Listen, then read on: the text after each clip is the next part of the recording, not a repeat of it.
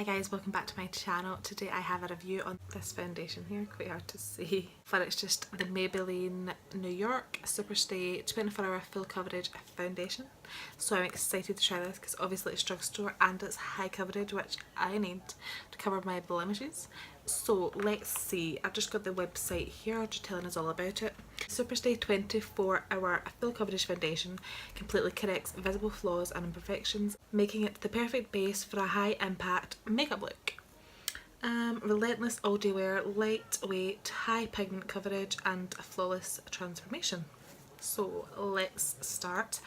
So I'm going to do what I always do, and which is prime half of my face, and I'm going to just use my NYX Angel Veil primer, which is a bit dirty because I love it. It's almost gone. So let's try this out. So we'll just prime this side of my face. And let's start the foundation. I have this foundation in colour 3 True Ivory, so that means there are lighter colours, which is good.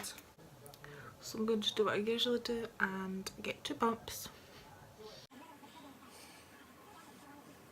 Don't forget to drag it into your neck. So I'm using a damp beauty blender or a damp Real Techniques Miracle Complexion Sponge. Wow, this actually does have good coverage.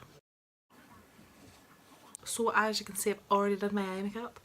So what I'm going to do is I'm going to just put the foundation on and do the rest of my face off camera. It definitely does feel very lightweight. Coverage is pretty good so far. So this is 2 pumps. So far I would say it's probably medium coverage, I would say.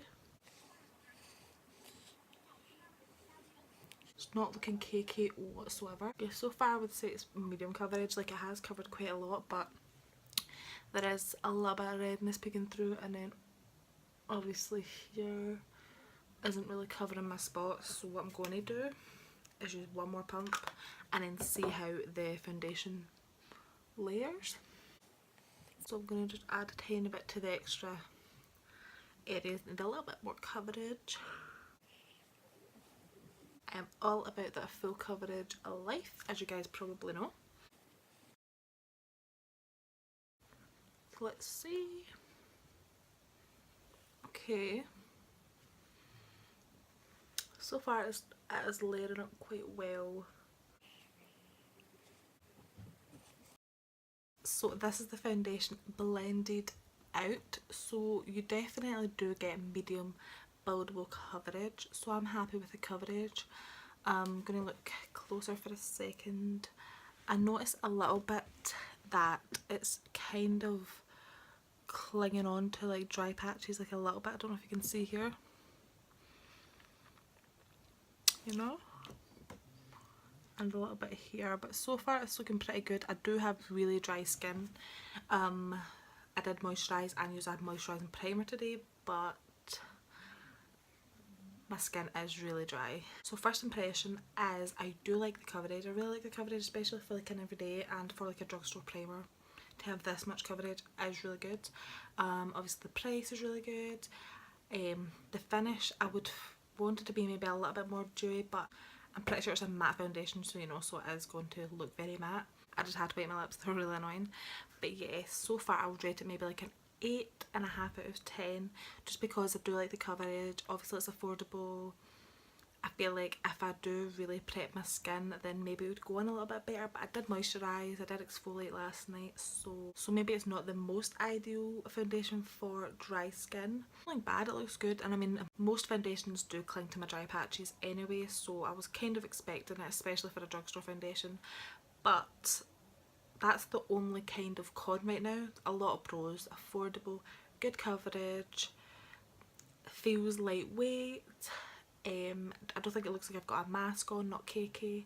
The colour's pretty good. I got colour, let's see, again I forgot, 3 True Ivory. Let's talk about packaging. I actually quite like the packaging. It's quite simple. Kind of looks glass, kind of looks a little bit more expensive. I'm not a big fan of the white just because I feel like it'll get dirty very easily, but it has a pump, which I really like.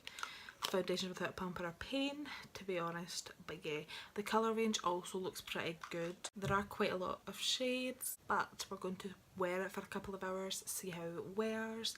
I mean, if it wears really good and it doesn't, you know, cling to any more dry patches, then I think it will be quite a good foundation. So far I'm quite liking how this foundation looks. What I'm going to do is I'm going to finish up my makeup and I'll come back and give you a little update in a couple of hours to see how the foundation's lasting, and then give you my final review. So I will see you guys soon.